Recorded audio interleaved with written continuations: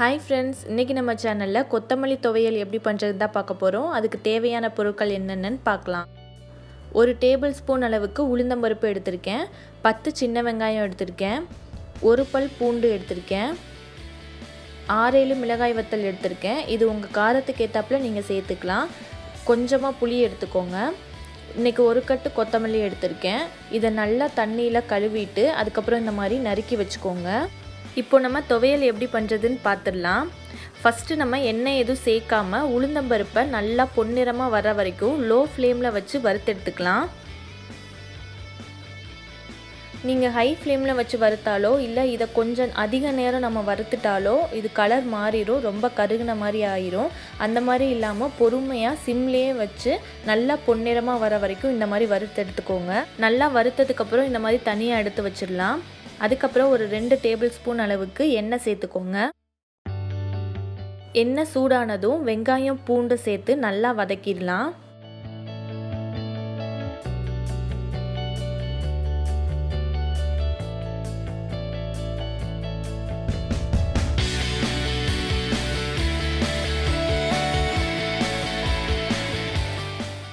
வெங்காயம் வதங்கினதும் நம்ம வச்சிருக்க மிளகாய் வத்தலை அதில் சேர்த்துடலாம்.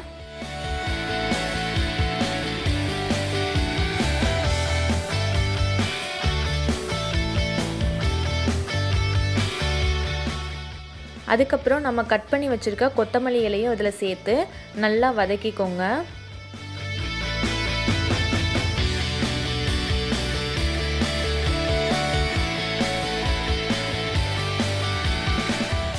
கொத்தமல்லி இலை போட்டு ஒரு நிமிஷம் நல்லா வதக்குனதுக்கப்புறம் நம்ம வச்சுருக்க புளியையும் சேர்த்துடலாம்.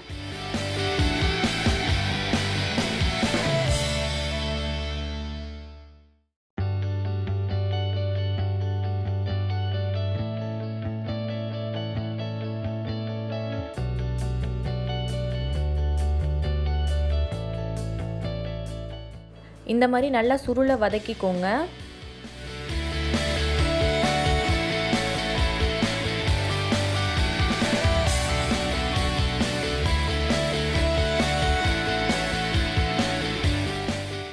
இப்போ இதை ஒரு 10 நிமிஷம் ஆற வச்சுட்டு அதுக்கப்புறம் நம்ம மிக்சியில் போட்டு அரைச்சிடலாம்.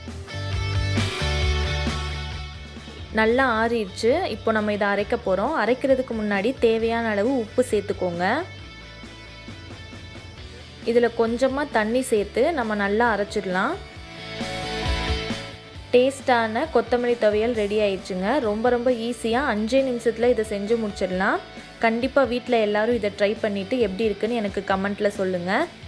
இன்னொரு சூப்பரான ரெசிபியோட நான் உங்கள் எல்லாரையும் அடுத்த வீடியோவில் பார்க்குறேன். இந்த வீடியோ உங்களுக்கு பிடிச்சிருந்துச்சுன்னா மறக்காமல் இந்த சேனலுக்கு சப்ஸ்கிரைப் பண்ணிடுங்க. தேங்க்யூ.